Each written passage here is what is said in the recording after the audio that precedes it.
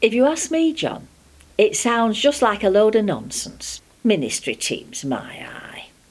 When I'm in hospital next week with my knee, I don't want to be visited by a team. I mean, you're only supposed to have 2 visitors round a bed anyway. I don't want all these strangers turning up. I don't think they mean that, Ada. I don't think the team would turn up en bloc, so to speak. There'd be one of them representing all of them. What's the point of that? Well, say our usual minister is busy that week. Someone can go in his place. Busy? Busy? What does he have to do all day? Apart from Sundays, I suppose. And what's more important than my knee? Well, nothing, of course, to you, Ada. But our ministers have lots on their plate. The connection has changed. They have more circuit and district responsibilities. I've always had a lot on my plate too. But I've never shirked my responsibilities. Oh, no. I was a pastoral visitor for years, and a good thing I was too. 'Cause a lot of the people I visited never saw their minister. They'd served the church all their life, but they thought the church had forgotten them. Well, why do you think that was, Ada? You see, you were the church visiting them, and you always did a great job. And the minister, well, they usually respond in a crisis, don't they? I suppose.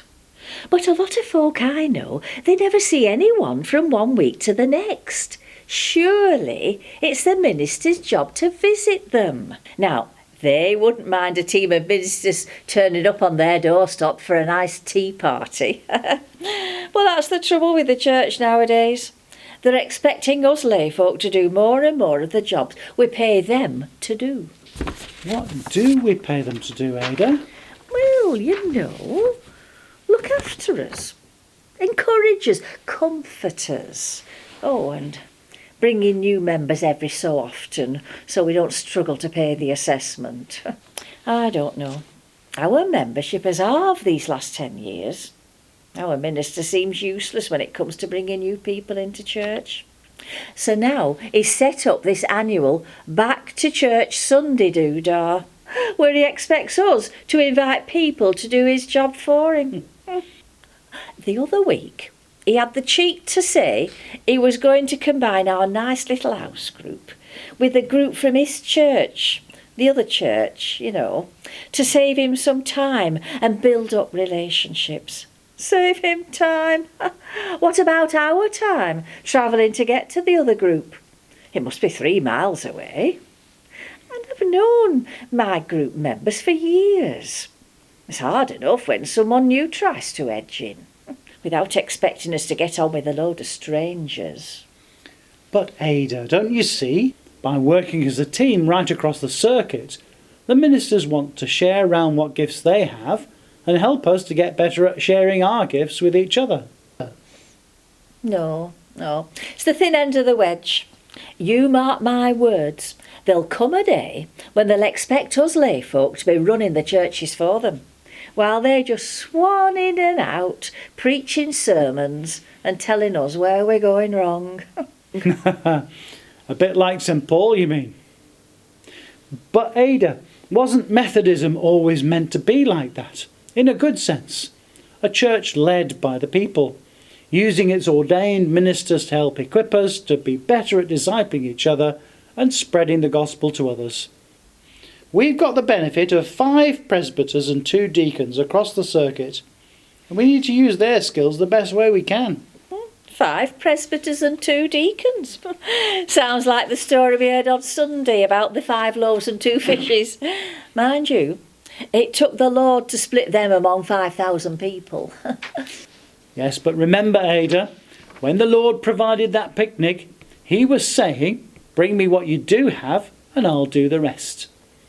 As a church, aren't we supposed to place before him all our resources, ordained and lay people with all our different skills and gifts, and then trust him to use us to spiritually nourish lots of people in our communities? Our ministers just want to help us to grow in effectiveness as followers of Christ and get involved in mission. You what? Listen, I've been a Christian for over 50 years. I've done all the growing I need to, thank you very much. And I'm not interested in being sent off on mission either. Sent off? No, no. They want to help us to be involved in ministry and mission right where we are. Not just on a Sunday, but wherever we find ourselves during the week. What business is it of theirs where I find myself during the week? I do my bit at church. That should be enough. It's God's business, Ada.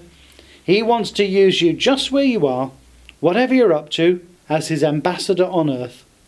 Don't you think that's exciting, like the ministers say? Church has no business being exciting. I can see I'm fighting a losing battle here, Ada.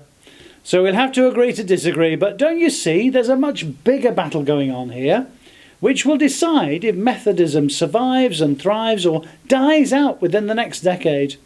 And I, for one, am not going to let that happen without a fight. Well, you carry on, John. But you're right about putting up a fight to stop standards slipping. Could you make a start by getting them to serve refreshments in a nice china cup?